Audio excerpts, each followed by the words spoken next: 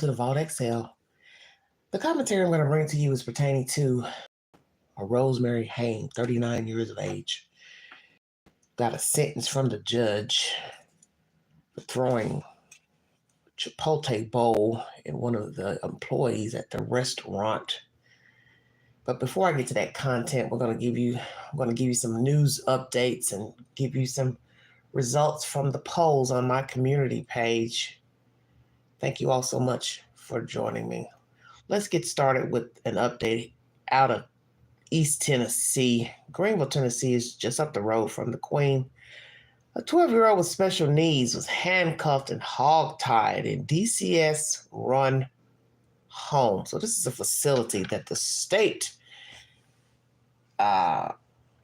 runs. It's not good news, but we're going to roll with it, everybody. News Channel 5 is the source. Oakland, that incident follows a change in the policy at the Department of Children's Services. Investigative reporter Ben Hall has internal communications that show some at DCS are disgusted by what's happening. The new policy allows the handcuffing of dependent and neglected kids in DCS custody. Many were removed from their homes because they were abused. Now handcuffs are being used to keep order in chaotic transitional homes. This picture shows a security guard handcuffing a 12-year-old boy, holding him face down on a mattress at a transitional home in Northeast Tennessee in October. The boy weighs about 70 pounds, and according to internal DCS communications, has been diagnosed as intellectually disabled and believed to have autism. Everything about this is horrifying. Zoe Jamail with Disability Rights Tennessee was shocked when we showed her the picture. And I cannot imagine what that small human felt in that moment. The 12-year-old is in state custody because his mom was unable to care for him and did not have the resources to do so. He'd spent more than a week at the transitional home located at Free Will Baptist Ministries in Greenville, where security guards had cuffed him before. Just one day before the photo was taken, a DCS worker reported a security guard hired by the department started yelling and cussing at the boy after he would not get into his bed. As things escalated, the guard took out a second pair of handcuffs and double cuffed the child, leading one DCS official to describe it as hog tying. I imagine there was a lot of fear and pain. Looks very painful. Internal emails reveal DCS removed all of the security guards involved. But the emails also show the incident happened shortly after DCS quietly changed its policy to allow the use of handcuffs on kids who have never been charged with a crime. Policy change can happen within the department, sort of behind closed doors, without any real feedback from the public. Disability Rights Tennessee advocates for disabled children, many of whom end up in DCS custody. How did you find out that this policy had changed? So I found out when you told me that this policy had changed. The long-standing DCS policy used to say handcuffs are strictly prohibited for children placed into DCS custody due to dependency or neglect. In other words, they could only be used for juveniles charged with a crime. But in September, DCS changed the policy, allowing handcuffs for youth who are actively destroying property and to maintain safety, security, and order. I am happy to tell you, though, that we no longer have children sleeping in offices. The change in policy came as DCS opened transitional homes across the state. The homes kept kids from having to sleep in state office buildings while they waited to be placed in a foster home. We know that there are issues with kids waiting to be placed, and we want to place them as quickly as possible. Commissioner Margie Quinn told Governor Bill Lee that hard-to-place kids like those with autism stay in transitional homes longer. But the policy change allows the use of handcuffs on those kids if they're disruptive in transitional homes. Emails show strong opposition to the new policy. One longtime DCS official wrote, "I believe our policy is in violation of both federal and state law." Another email sent directly to Commissioner Quinn warned the policy could have a detrimental impact on traumatized children.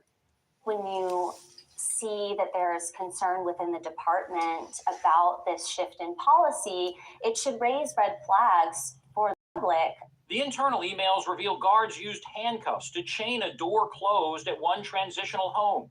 That was stopped because it was a violation of the fire code. Another email revealed security guards walked out of a transitional home after teens started acting up, throwing things, leaving one DCS caseworker alone with no security. The problem also, here is that they are blaming the children for the conditions that they are forced to live in. The emails reinforce what DCS whistleblowers first told us about dangerous conditions at the state's transitional homes. Brenda Myers was in charge of inspecting the homes and wrote a memo about what she found. If you went to a home and saw conditions like that, what would you do? We would recommend removal. But Myers said she was accused of not being a team player by the commissioner after writing the memo and was ordered to write a new report the very next day, saying the dangerous issues were no longer a concern. Wow. She Coercion. intended for me to engage in activities that would cover up. Wow. There. It's all taking a toll on DCS employees. A caseworker who witnessed the handcuffing of the 12-year-old boy wrote, "Now I feel like I should have stepped in and done more," adding that he could not believe this was happening to children that he vowed to keep safe. DCS says that incident is under investigation and the guard no longer works with them. It also defended the change in policy, saying it's needed to protect employees and children. The department says it's seeing more violent children come into custody without criminal charges. However, many employees are outraged and think this is a move in the wrong direction. Such important reporting. Thank you, Ben. Horrifying. That's what one. All right. So what do you all think about this policy of handcuffing children? Although some of the children have not been arrested for any crimes, they are in this transitional facility, plural, in Tennessee, and you have caseworkers working there with these children, which I find strange because usually in group homes is what I would call them. You would have people hired to be there and alternate schedules as far as, relief workers. One person comes in and works a certain amount of hours and somebody comes in and relieve that person, as you would in any facility, which is a halfway house, a group home for mentally undeveloped individuals, so on and so forth. So it's really the same scenario. Workers working so many hours and somebody else comes in and relieve him or her. How do you feel about hog tying a child, number one, behind his or her back, as you saw the child on the mattress? How do you feel about handcuffs in the front of the child? What should be the solution? Because as I sit here and think, okay, a child is out of control, throwing things, falling out, wanting to hit the staff, what would be the appropriate way to subdue the child? Because we're not talking about an adult. We're not talking about police officers subduing an adult, which would be the use of handcuffs, tasers, so on and so forth. They even use batons. But what would be the appropriate way to subdue a child?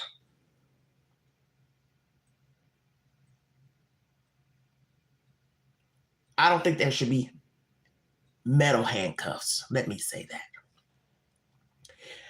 I think there should be a sturdier method in restraining the child if we're going to use, if these homes are going to use, let's say, I don't want to say me, but restraints for the children.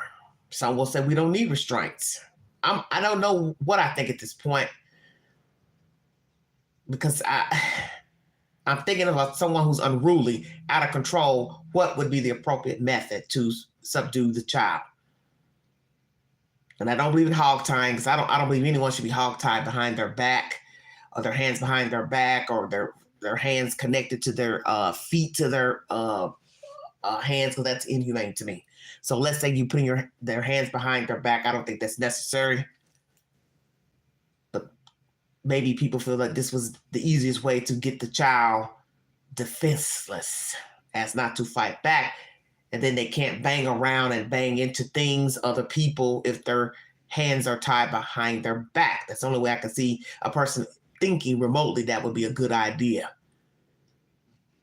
Because naturally, if your hands are in front of you, you still could bang your fists together against a person or wall, or behind your back would be a little bit harder. So that's the only way I can see that being effective.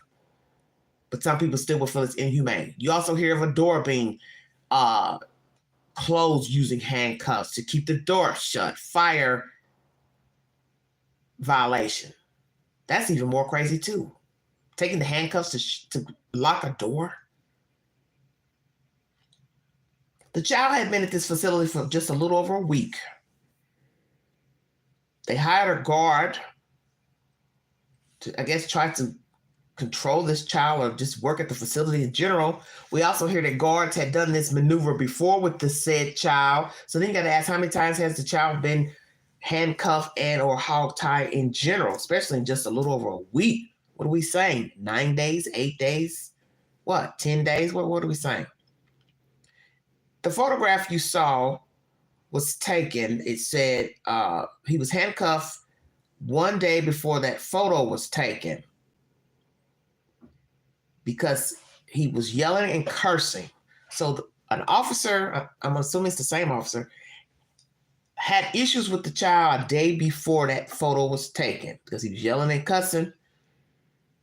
So that's why I said, how many times has he been handcuffed? Because if he had only been there a week or so, and they said guards had also tied his hands up before this picture was taken and before the incident, before the picture was taken, that's leading me to believe there's been a few incidents of him being tied up. That's just probably doesn't sound very good to many listening. But we're also not there to see who did what, who said what, who situations being exacerbated. You're also hearing of workers walking out, leaving a worker alone. She had no security. That makes no sense. And I can't see a social worker being qualified also to stay with the kids 24 hours a day, such as even in the DHS office and this home. You're supposed to hire people to work with the kids. A worker should only be coming in to assess the children and the living conditions. She's supposed to go home at some point, or he. Since when do you start having the workers stay in the home overnight? I've never heard of that. Never heard of that at all. So I don't agree with that. And I'm glad they mentioned the DHS issue with the kids being in the DHS office, because we did hear of that in Nashville, that the children were sleeping in the DHS office because they didn't have anywhere to house them. So now you have this alternative homes that they have found, built, which is this scenario here, and it's not working either. Because that is the issue here, like so many other states. There are lots of children who are in need of a place to sleep because of family problems. This boy, his mother could no longer raise him for whatever reason. They didn't specify what the reasons were. So now he's in his facility, but he's having issues. Autism and this other intellectual disability. I don't know if that's just a word to say he's mentally slow or what. I didn't Google that definition. But nonetheless, this isn't good. And if he has some type of mental disabilities and he's autistic, perhaps a regular group home is not for him. Okay? Because you got to remember, there are going to be all types of children being put into a group home. But if they have intellectual disabilities, perhaps they don't need to be in a group home with regular kids. They need to be in a home specified for children who are disabled, because this is possibly not going to work. It's already bad enough. There's no place to house children. Then you factor in a child is mentally disabled. Maybe he or she does not need to be in a home with regular kids. And that's going to pose a problem as well, because if you don't have anywhere to just house children in general, now you've got to have a home that's just designed just for mentally disabled children. And naturally, you're going to have the children stay there, house them, however you want to word it, enough to fill the beds. That's what I'm trying to say. Excuse me. Let's go back and let some of you who are just coming in get a view of this, what this little boy looked like. There is a picture of the guard. Can't see the guard's face. The child is on a mattress, looks like a Caucasian kid. Arm is behind his back. And let's say this guy's got a knee on the back of one of his legs. The boy is 70 pounds. Oh, mercy. 12 years of age. Do you agree or disagree with the method used to subdue the child?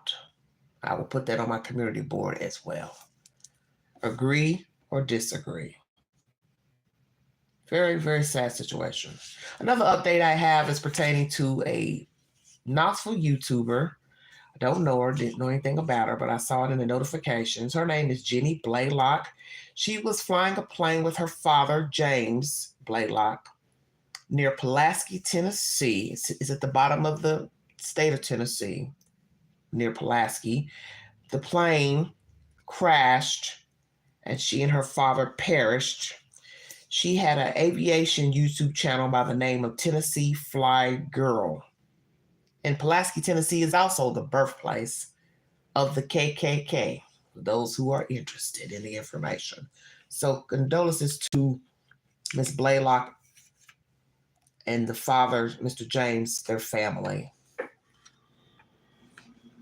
Aviation YouTube channel, young lady, she's no longer alive. She and her father perished in a small plane that went down near Pulaski, Tennessee. And also this information I'm playing for you is of a 12-year-old special needs handcuffed, hog-tied in a DCS run home.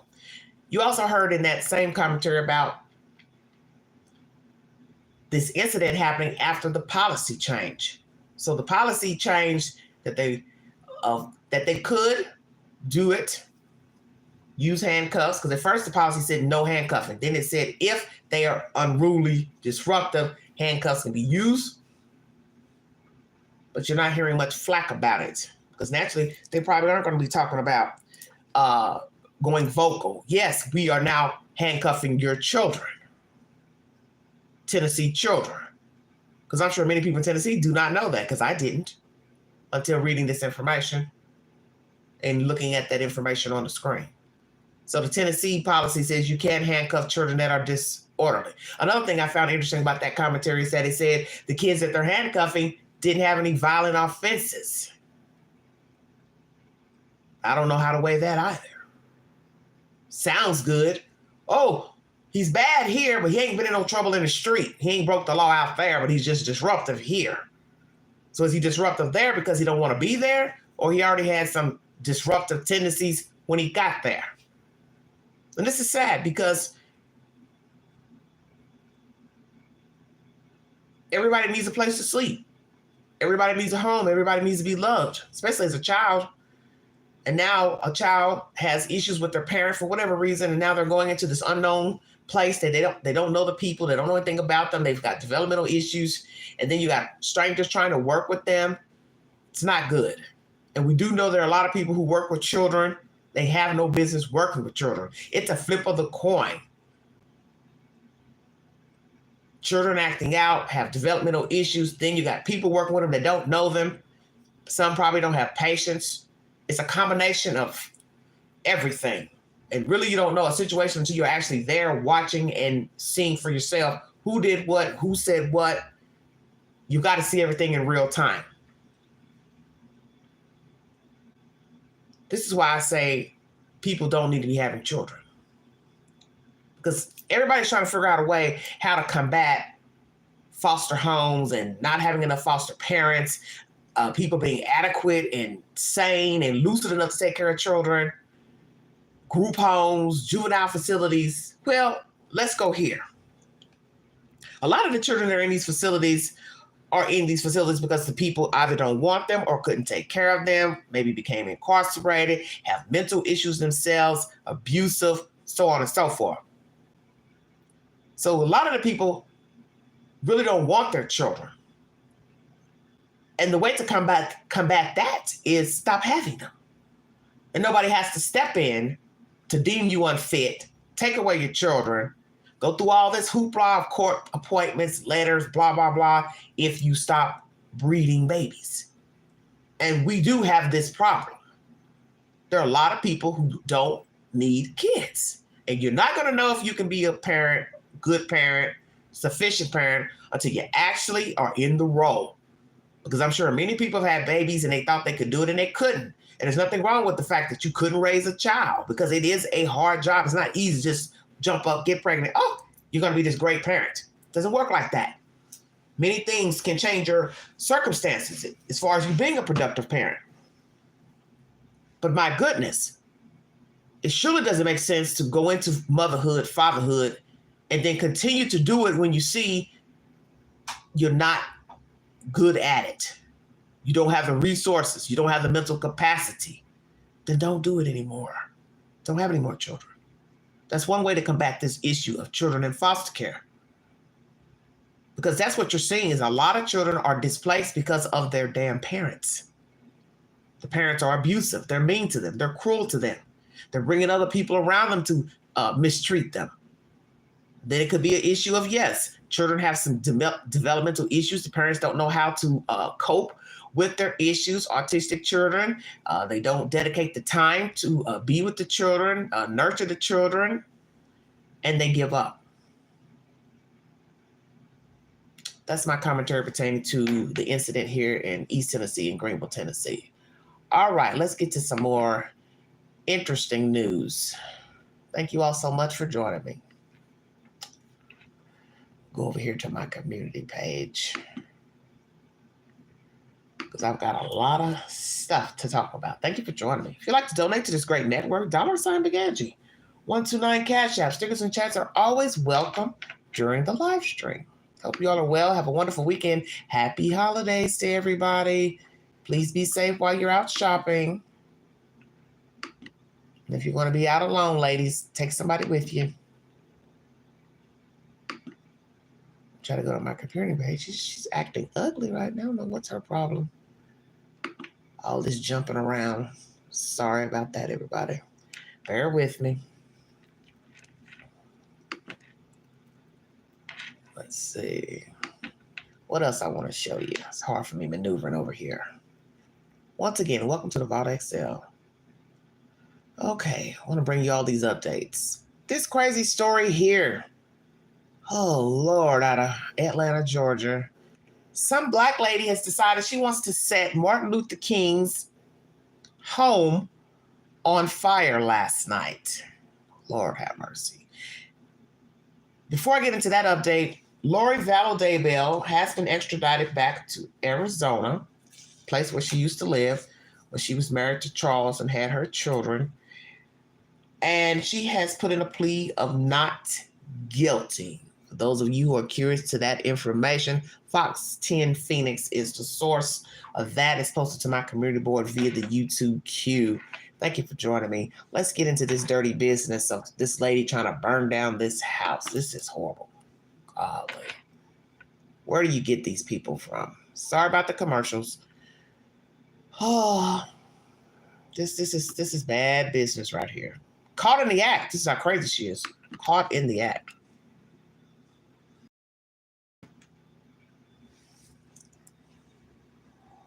What are you doing? What are you doing? No, that's gasoline. Was it some type of direction? Or you just felt like this is what you need to do? Okay, Cherokee War Chief, what on the earth does that have to do with MLK? They didn't tell me, okay? And that's why he's putting you in a position in which you can still breathe, They're on their way. but you're, Nobody's trying to hurt you. We just want to make the house nothing happens to it. And yeah, are you comfortable, young lady? Okay, as long as you can breathe and you're comfortable, we're good. Okay, so we don't have another George Floyd incident. These are off-duty NYPD officers, what I heard from the article. This is what's crazy to me. Oh my goodness, besides the situation of her trying to burn this house down, all these people are talking. One lady's trying to make sure she's okay, she can breathe, that there won't, as I said, be a repeat of George Floyd. No, we're not about to have a repeat of George Floyd because we're going to make sure she gets into the jailhouse, okay? And I'm sure the guys there holding her down realizes this is being filmed. Nobody's got their knee to her neck. Nobody's suffocating her, got a bag over her face, anything to that nature. We're going to make sure Queen gets to the jail house. Amen. No, the police are on their way. It's fine. Yeah. Oh, okay, I ain't cool with it. It's fine. The police are on their way. Okay, so if you can really like there's no emergency vehicles. Well, it seems like they didn't know the address. All this conversation, I good hear Lord. something.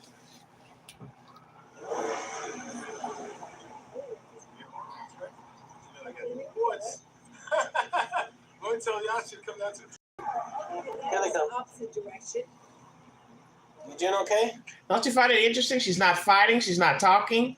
Does she have mental problems? So me and him were looking at the house, just checking it out. We're not from here, and she came up behind us, had a gas can, and at first she just seemed like she was kind of doing her thing, like I thought maybe she was watering the plants or something. Yeah, and then she had trouble getting it open, so eventually she unscrewed the top and threw it to the ground and walked up on the porch and under the rope and started dumping the gas all over the porch. So instantly it's like, okay, this is not good. And I said, what are you doing? What are you doing? You can smell the gas. So she came back down. She dropped the can in the bushes and then came back down to grab her lighter.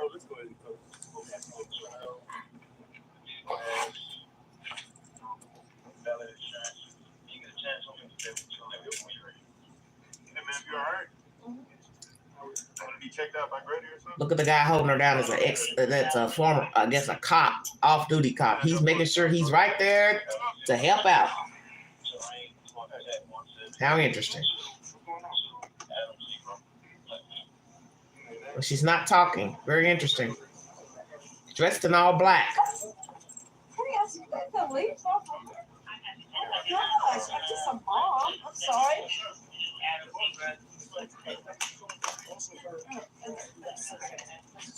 This is her car right here. Yes, and that's her car. You got the key. So she obviously had a car as well. Very interesting.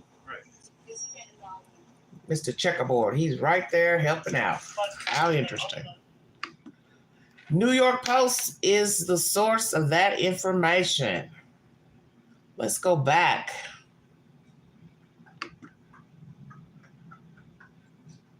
This is just, oh God. You can't make this stuff up. This holiday season, take a moment to celebrate. Oh Lordy. What in the world is going on with these people?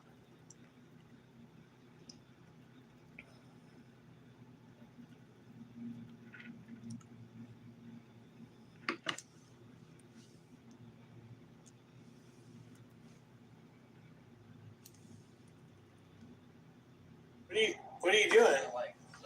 What are you doing? No, that's gasoline.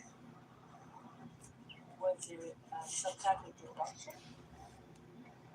Or you just felt like this? So this lady's bending down, asking her questions. As you see, she's not talking. She's not responding, ma'am.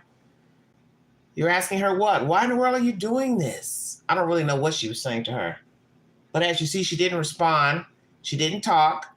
Once she stood up, she didn't respond. She didn't talk. I don't know if this lady's having some issues, but something is wrong. Lanisha Chantrice Henderson, 26 years of age, was arrested for attempting to set Martin Luther King's former home on fire. I got information that she used to be in the Navy, a former Navy sailor. So when did she come home from the Navy? Is she still in the Navy or was discharged for mental issues? What? Honorably what? Honorably discharged or dishonorably discharged? What happened to this female? Very young, she's not even 30 years of age. Lanisha Chantrice Henderson, 26 years of age. Very scary. Very, very scary. Oh, wow, wow, wow. I don't know what to say. Let's get to the main story. Thank you for joining me. Welcome to the Vault XL.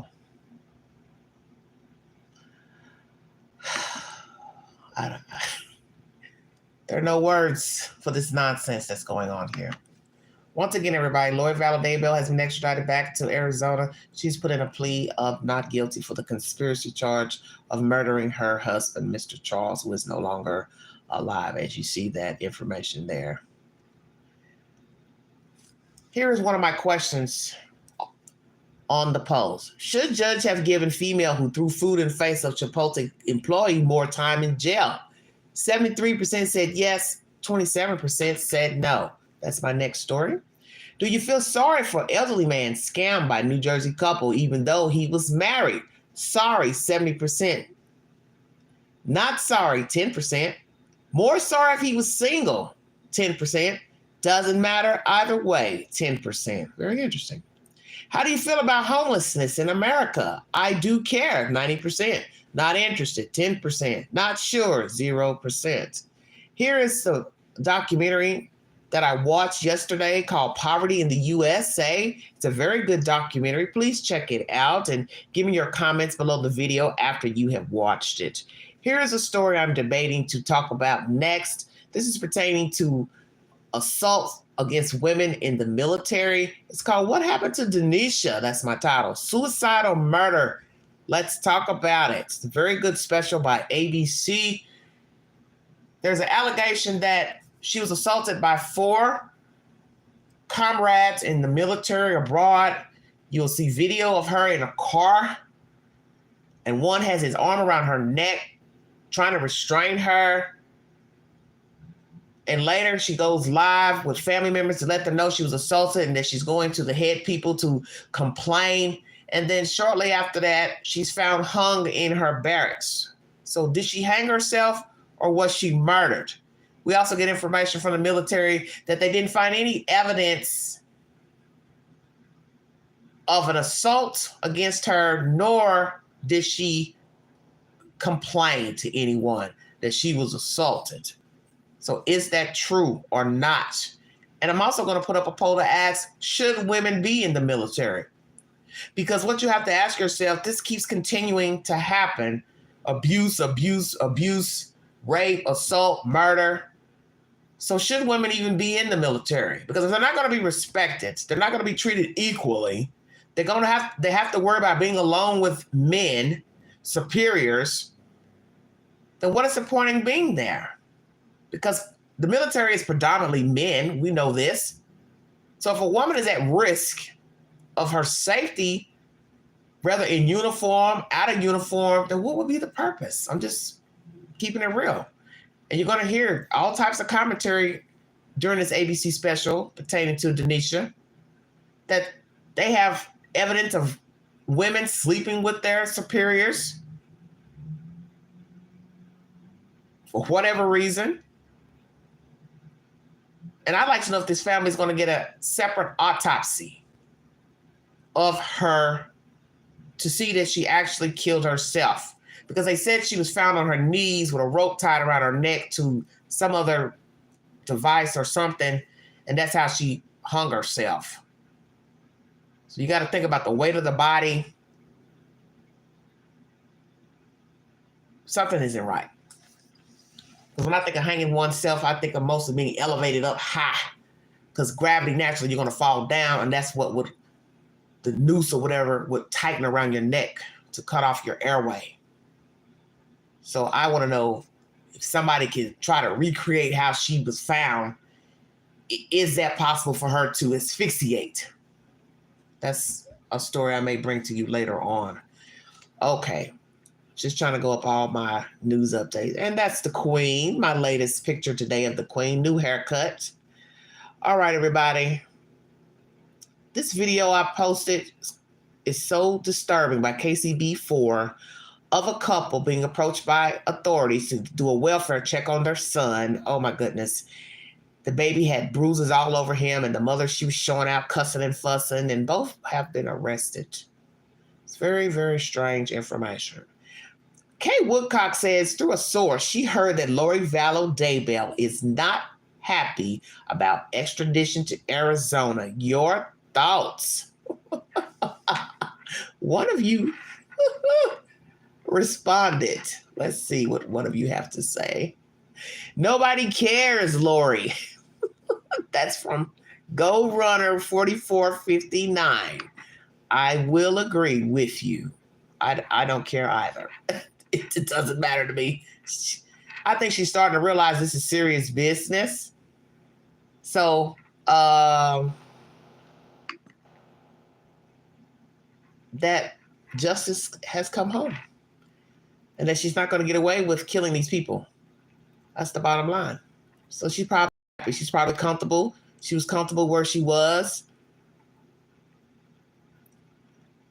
Having to pack up all her things. She's now got to go be around new guards, new inmates, new staff.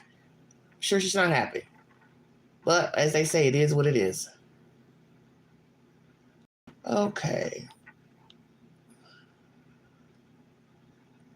I'm trying to find my News Nation story.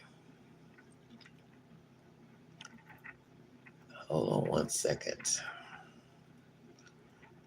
Let's see, that's KHOU.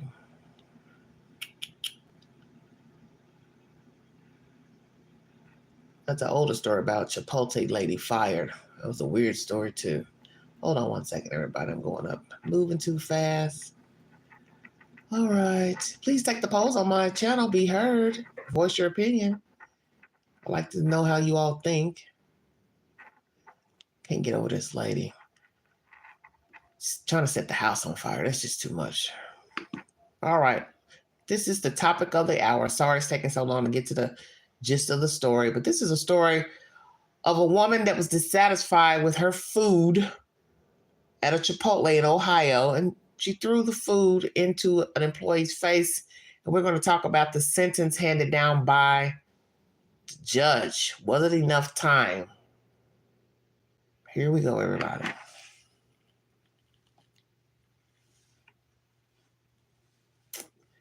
Current commercial.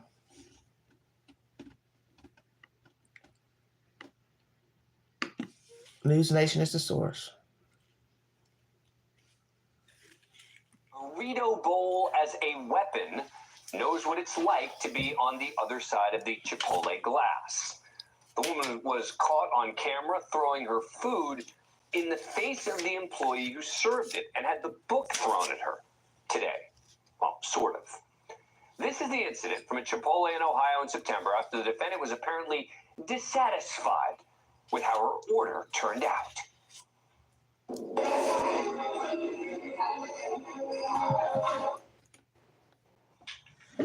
The incident, slowed down here, led to 39-year-old Rosemary Hayne being found guilty of assault. But while she showed remorse for her actions in court, she claimed to have an excuse for her actions. You didn't get your burrito bowl the way you like, and this is how you respond. If I show you how my food looked and how my food looked a week later from that same restaurant, you would, it was disgusting looking. So her food was disgusting, to the point that she threw it in her server's face, and she went back a week later. This is how the judge responded. Let's stop right there. This is where this is so ignorant, besides the behavior itself. You bought food. We have no proof what you did with the food because you wait a week later to go back to confront the staff about the food. I thought she bought the food right then. Opened it up, didn't like it. They didn't want to return it or exchange it. And then she threw the food at the employee. You're going to go leave with the food. Don't know if you gave it to a dog, cat, ate it, what? Wait a week later to walk in a restaurant where somebody probably don't even remember you going in there. Don't even know if this is the same person who waited on her, and throw the food at the customer. Let's go back and look at this nonsense.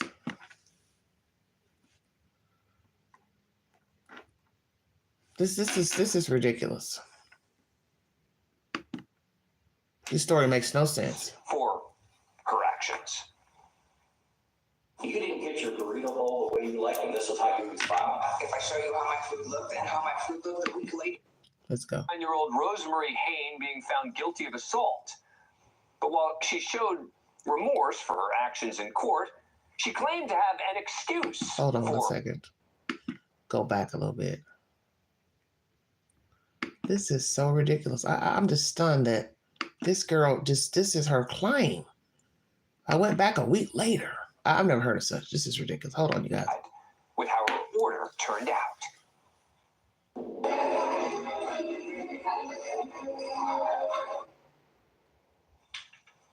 The incident slowed down here. So there is food. Led to 39-year-old Rosemary Hayne being found guilty of I don't assault. understand this story. But while she showed remorse for her actions in court, she claimed to have an excuse for her actions. You didn't get your burrito bowl the way you like, and this is how you respond. If I show you how my food looked and how my food looked a week later from that same restaurant, it was disgusting looking. So her food was disgusting, to the point that she threw it in her server's face, and she went back a week later. This is how the judge responded to Hayne's explanation. I bet you're not going to be happy with the food you're about to get in the jail. Exactly. Whew. And Rosemary Haynes will have some time to form an educated opinion about that. After being found guilty of assault, she was sentenced to 180 days in jail, 90 of which were suspended. But the judge also gave her an option to literally work off 60 of the remaining 90 days if she agreed to get a job at a fast food restaurant for 20 hours a week for 2 months. Do you want to walk in her shoes for 2 months and learn how people should treat people, or do you want to do your jail time? I'd like to walk in her shoes. Good choice. The judge explained his unique punishment. So I thought, why should the city taxpayers pay for her and feed her for 90 days in jail if I can teach her a sense of empathy?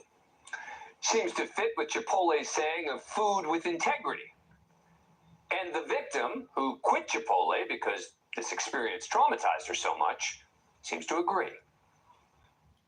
She didn't get a slap on her wrist, so she's going to learn how to work in fast food, and hopefully it'll be good. Hopefully it will be good. That does it for us tonight. Thanks for watching. Banfield starts now. Thank you for watching.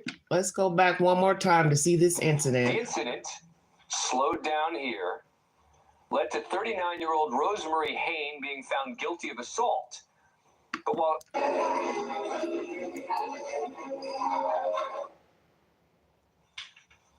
the incident slowed down here, led to 39-year-old Rosemary Hayne being found guilty of assault.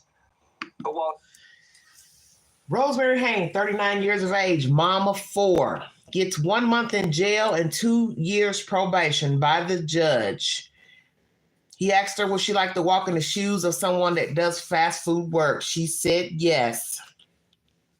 He felt like giving her this sentence as so taxpayers wouldn't have to pay for her a luxury stay at a county jail. He hoped that she would gain empathy. She pled guilty to a misdemeanor assault charge. Originally it was 90 days, but you got 30 days in jail, as I said, and 60 days to find a job at a fast food joint. She's to pay a $250 fine. Once again, 2 years probation, and still had the nerve, as you hear in this commentary, this court appearance, to complain about the food. It was bad. And you hear the judge tell her, well, you're not going to like the food in jail. And he's so correct. Because there won't be any Chipotle, Taco Bell, no nothing in there. How about that? I believe this female's a sociopath. And it'll be good for her to go to jail, but I think she should have got more time. So what do you think should have been the correct sentence? Because the judge is saying, I feel like I want to teach her empathy. Well, you can't teach her empathy. You think you're going to teach her empathy about 1 month in jail and hope she finds a job? How much time did you give her to find the job? Because that part wasn't mentioned during this court appearance. What is the timeline on finding a job as a fast food employee, sir? How much time did you give her? 1 month, 2 months? Because I got a feeling she ain't going to like it. And now that many people know her government name, one, she's got to get hired. Two, how's it going to work? She doesn't know how to deal with people. Hello? She doesn't know how to deal with people. She doesn't know how to interact with people. As someone in the comment section said under the video, how is she going to serve somebody? She doesn't even know how to be a patron. So how is she going to now serve someone? She's not. Do you believe she should have gotten more time in jail? But he did give her an option, and that is the judge's decision, how he orchestrates the sentencing. He wanted to give her 3 months originally. Some of you might think that's too stiff. I don't know. I'll put it in a poll.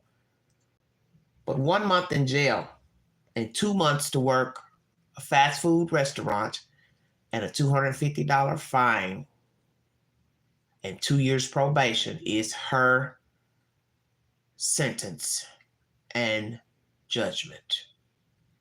Do you agree with the 2 years probation? Do you agree with the 2 months working a fast food job? If she can find one, be hired. You got to think about that. You got to be hired first. Do you agree with the 1 month in jail? Should she have gotten the original 3 months in jail? Because how nice would that have been? 3 months in jail, 2 months to work as a fast food employee, $250 fine plus your 2 years probation. Oh, she would have been sick up the wazoo. I'm going to do 3 months in jail, then still got to come out and work 2 months in a fast food restaurant? But he was kind to her. Will she find a job? Will she get hired? Because you can go find and look all day, but you have to get hired first. So who's going to hire her with her government name out there and knowing, oh, this is the chick that threw food in an employee's face? You also hear the young lady, Miss Emily Russell, in this commentary. She feels like justice was served. In her article, she also says she believes she's going to get what she deserves. Emily. Some might disagree, Emily. 1 month in jail, though. Some might say that was fair. But Emily seemed positive in this commentary at the courthouse that Ms. Hayne got the right sentence from the judge. So did the judge give the right sentence? The gist of the story is her attitude. You order food, you tell the judge here in court that if 1 week later, you would have been upset too. I really didn't understand that, because maybe I'm just not hearing well. I don't understand any of this. I thought this was her first rodeo at the Chipotle, getting the food, being dissatisfied, and then throwing it in the worker's face. So you mean to tell me she went and bought Chipotle, was so disgusted with the food, went back to Chipotle a week later, ordered the same bowl, and then took that bowl and threw it in their face? So then I gotta ask, well, how did that bowl look, if I am comprehending this story correctly? Because the story doesn't make any damn sense at all. She went back a week later. That's what threw me off when she said it to the judge. You would be upset too a week later if you'd have seen how the food looked. So I thought to myself, well, if I ordered something, and let's say I didn't open it up until I got in the car or back at the house, why didn't I just take it back? Did she live too far? Was she on the B train, the A train? Too far to go back to take the food? So why not just call them and say, hey, I just left. I'm 20 minutes out. I just realized the food's not this. It's missing this. Doesn't have enough meat, whatever. And then they say, okay, we'll come back in with your receipt. We'll give you a replacement. That's usually how it works. If you're dissatisfied and you're already so far out from the location, they just tell you to bring the receipt back. We'll give you a replacement. No big deal. Sometimes. You know, everyone's not that kind. So why didn't she just do that? Or how about this? Ding, ding, ding, ding, ding. Look at the food before you leave the damn counter. Checkmate. So I'm going to say this to anyone who wants to eat out. Fast food, or as the Brits call it, takeout. When you decide to order takeout food and you're going to be picking it up at the counter or the drive-thru, before leaving the parking lot or the counter, please open up your bag, look into the bag at the food, and if it is not to your liking, it is warm to the touch, cold to the touch, take it back into the restaurant and ask for a replacement or ask for a refund. And a lot of places don't want to give a refund. They will possibly say, well, we can give you another burger, Chipotle bowl, blah, blah, blah.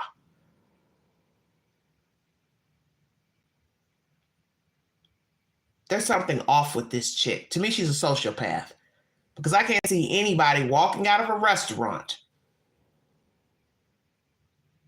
and not check their food. Most people have the sense to check their food, especially if you know you're going to be getting in a cab or car. You're going to be getting on the A train, B train. It's going to be a while before you get to your house to eat the damn food. Wouldn't it make sense to check the food right there? Because sometimes we eat the food right there in the car in the parking lot, depending on what we have to do that day. We're in a hurry, we're in a rush. So that's why this makes no sense. And you see people doing it all the time. They get their food at the drive-thru, they pull up, they put the car in park, and they check the bag. They look at the food, make sure it doesn't have this, this, and this on it that they didn't order. Or they look at it, make sure it's got everything they ordered. And then they drive off into the sunset. But this dizzy broad didn't have that type of common sense to open the bag at the counter and just look into the bag to see that the bowl was to her specification.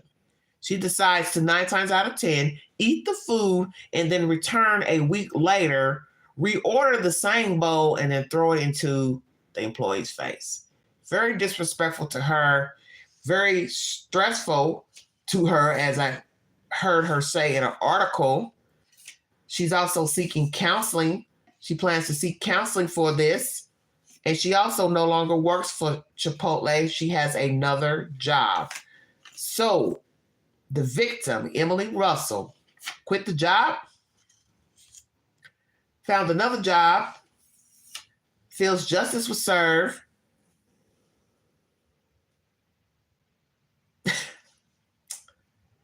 also feels that she's going to get what she deserves one day. Very interesting comment. Very interesting comment. Wow. How do you all feel? Do you all think karma's going to come back to Miss Rosemary Hayne, 39 years of age, mom of 4? And that's another thing. She's a mother. So imagine her attitude and disposition on that day in that restaurant, which is live on camera. Don't you find that interesting? Somebody has a visual, almost like this was pre-planned. Hey, stand over here and turn your phone on. Because this isn't a camera from the sky pointing down at the counter. If you are watching, this is as if, not as if, it appears that somebody's just standing there with their iPhone, Android, filming this. So now I'm a little bit suspect about that. Let's do a replay before I check out of here, because this is strange to me.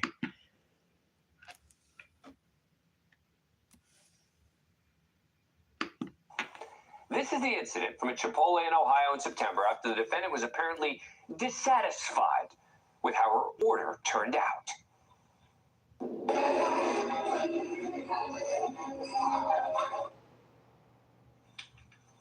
The incident slowed down here led to 39-year-old Rosemary Hayne being found guilty of assault. But while she showed remorse for her actions, incident slowed down here led to 39-year-old Rosemary Hayne being found guilty.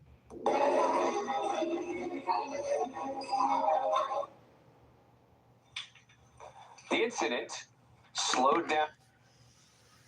Somebody help me understand that video there. So that's why I tell you, sometimes we miss things that's sitting right in front of us because this doesn't make any sense. That is not a camera that looks like it's, as I said, in the ceiling of a restaurant. So what are the odds that someone tables over from the counter is filming this incident? Because think about this for just a second. Why would somebody just be focusing on the counter and its patrons and the employees if they're there to eat? Do you all follow what I'm saying? I'm there to eat. Why would I have my camera on facing towards the counter? I'm just saying. Because some might say, well, I don't think it's orchestrated. But it does seem odd that a camera just happens to be on and facing the counter when this incident takes place. And you can see there's tables right there. So one would assume the person is sitting at one of those tables and they're filming. That's very strange to me. And I'm wondering if this dizzy broad is with the person who's filming. Hello, checkmate. This was deliberate to go in there with someone and say, hey, film me. I'm going to go up here and order this food, but I do not plan on being nice. Because naturally you have to pay for the food usually before getting it. Because we already know how it goes in fast food. You go up to the counter, you order. Is it for here to go? You say here. Then they give you the amount. You pay. Then they give you a ticket. And then you stand and you wait for the ticket. Unless you prepaid or online. So this is strange to me that this is being filmed. I just caught that. Once I see where the camera is and I see the tables, it looks like somebody sitting at a table and filming. So I have to ask myself, was this orchestrated by Miss Rosemary Hayne and a co-conspirator? So let's say the co-conspirator is holding the phone. Who might that be? God forbid one of her children, if she has a child that can hold a cell phone. This is some weird shit. And I'm surprised that the young lady, the victim, Miss Emily Russell, and the judge did not catch this to say, okay, I'm looking at this footage. Who's filming? Who's filming this? Just a random person who was talking to somebody and then they sent it out to the world and went viral? Is this just a viral video? I'm curious. Because I hadn't heard much about the story and I hadn't heard who filmed it. And in the article that I read, it never said who filmed it. But you can see this doesn't appear to be a restaurant video. Because usually their cameras are up in the corner of the establishment or above the register and the window where you order the food. This isn't, them looking down at the register. This looks like somebody sitting at the table. So I'm going to say this was either orchestrated, planned by Miss Rosemary Hayne, the defendant, or some random person just so happened to be sitting in there and then they just turned their phone on. So was she talking loud at the counter? And then somebody said, hell, let me turn my phone on. I think it's about to be some commotion. And then that's when all this ruckus came about. Either way, Rosemary, you have a mental problem because we have all gotten food that didn't look delectable at the time, and we ate it anyway. We even stupidly went back. But we didn't show out at that time, and we didn't show out a week later. We didn't throw the food in the waitress' face, the busboy's face, or the cashier's face, because that's not how you conduct business. When you first ordered that food, that day you should have looked at your food, and if it was not to your specification, you should have asked for a redo. That's it. End of story. Now you have to pay a $250 fine. Probably already done the jail time, because this was, I believe, back in September. So you've done the jail time, but you still got to work a fast food job. I doubt that you even found a fast food job to do for 2 months. And then you're on 2 years probation. And with your attitude and disposition, I can't see you even staying out of trouble 2 whole years. I can't see you even showing up to the probation office. You're also going to have to pay a probation fee every month. And God forbid if they ask your stupid tail to pee in a cup, because they don't know what they're dealing with. And like I said, with that type of attitude and disposition, you don't strike me as somebody that would even comply to the probation. I don't see it. And I also have to ask this question that I didn't ask at the beginning of this live stream. Did you have a job at the time that you threw that bowl in her face? Because where do you work? Where were you working before you threw the bowl? I don't think you had a job. And if you had a job, you weren't going to have a job after doing 1 month in jail. How about that? 2, who's going to hire you knowing you like to throw things in people's faces? Yeah, that part. Where did you live? Your own apartment? Live with somebody else? God forbid you were on HUD or Section 8? Were you able to keep it away from the landlords in order to keep a place to live with your children? And who kept your children while you were in jail for 1 month? See, lots of questions you can ask pertaining to this situation. So possibly she's put herself in a pickle by having to go to jail for a month, because in the end, she had 4 kids. She has 4 kids. So who kept her kids while she was in jail for a whole month? Did she live in a place where it would have gotten back to the landlord? Such as I said, living in HUD or Section 8, or she rented from someone. She had to go to jail. So even if she paid rent somewhere, she'd have to let the job go because she had to go to jail. So that's still 1 month of not having your rent paid, unless you went to jail right when you paid, after you paid your rent for the month. Lots of questions. I'm sure things probably didn't work out very well for this lady. And these are things you have to think about when you act out and get mad and you assault someone or lash out, break the law.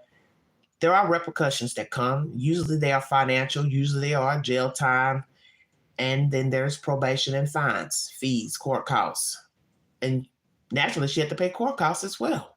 That wasn't mentioned. But common sense tells you when you go to court, you have to pay court costs. You have to pay the fine, $250 for the fine. And she's also going to have to pay several $100s for that old nice fee to stand in front of the judge and cry about that damn bowl. And as she told him, you would have been mad too. He could have been mad, but he would have thrown the damn bowl in the damn girl's face. This is a nut. And I got a feeling she's been in trouble before, and she's done outlandish shit like this. Because I cannot see, excuse my language, anybody eating the damn food and then going back a week later, order the same food again and then throw it in the cashier's face. That's just stupid. This is a dumb chick. And what's even more dumb and sad, really, she's somebody's mother. So put that on paper. Rosemary Hayne, 39 years of age, of Ohio, is somebody's mother. 4 children have to deal with this type of nut as their mother. So if she's throwing bowls in people's faces, what do you think she's doing with her own damn kids? How does she treat her children? Has she been in trouble before? Has she been arrested before? Has she assaulted anybody else and gone to jail for assault? We didn't hear that that she had any assault charges or any other current charges, pending charges, or past. But as I said, you don't wake up at this age, almost 40, throwing bowls in people's faces. You're that damn disgusted. Oh, you're hungry. Oh, you're in a hurry. Take the bowl and throw it in the cashier's face a week later. From some shit you're mad about from a week ago. That makes no sense to me. Thank you all so much for joining me. God bless all of you. Have a wonderful week. Hopefully we won't be hearing any more from this crazy bat, Rosemary Hayne, 39 of Ohio. Prayers to Miss Emily Russell, the victim, who no longer works at Chipotle, has another job, and will be seeking counseling because she still felt stressed out from the incident. Prayers to her. Prayers to the 4 children who have this thing as a mother. They need our prayers more than anybody because they got to deal with her. And I don't know if she's got teenagers or what, but this is definitely not somebody you would want as a parent. No. No way. My updates are pertaining to Lori Vallow, extradited back to Arizona, put in a plea of not guilty, 12-year-old child hog-tied in a Tennessee DCS facility. Black woman arrested last night for attempting to set a fire to Martin Luther King's former home in Atlanta, Georgia.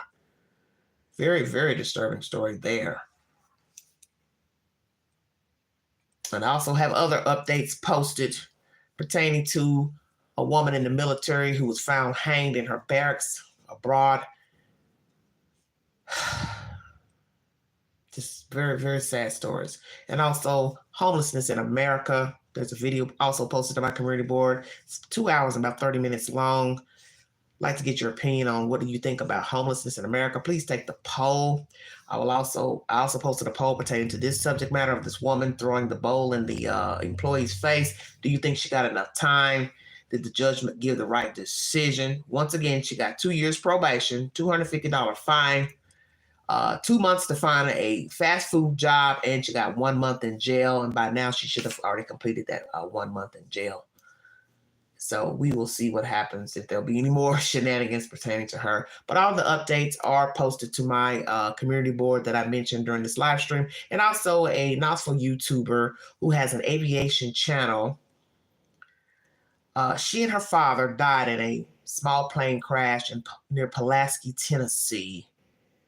I do not know what happened to the plane, but it went down. And sadly, she and her father perished. And she's a Knoxville YouTuber, Miss Blaylock. So my condolences to the family.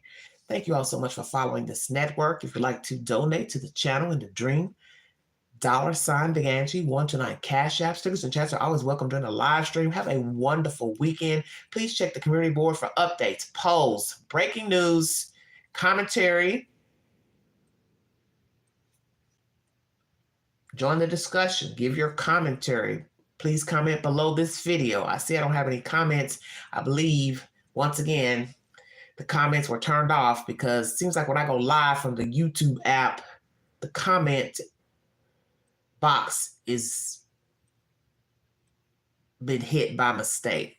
Sorry about that. But feel free to comment below this video pertaining to the latest updates.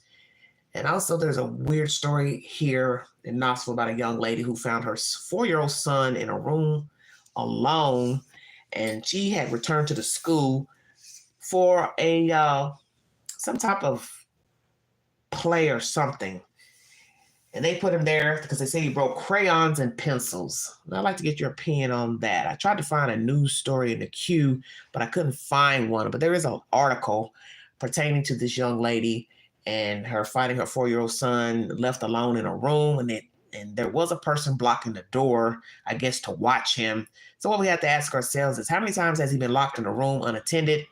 How many times, I don't know, this is a weird story. She asked her son, had he been in that room before, and he told her yes. So you have to ask yourself, was that punishment severe enough to put a child in a room alone because he broke crayons? And she says the child has never been violent. And he also has some type of developmental issues, I think. Something's wrong with him. I can't remember if she said he was autistic or not. So we have to ask that question as well. What is the right punishment for school-aged children who act up in class, whether they are developmentally delayed or not? Is it okay to lock children in rooms? Number one. Number two, is it right to hog tie and or tie children hands by handcuffs in front or back of them because they become disruptive, act out? I'll post it also to the community board as a question pertaining to that 4-year-old kid here in Knoxville, Tennessee, and also to the 12-year-old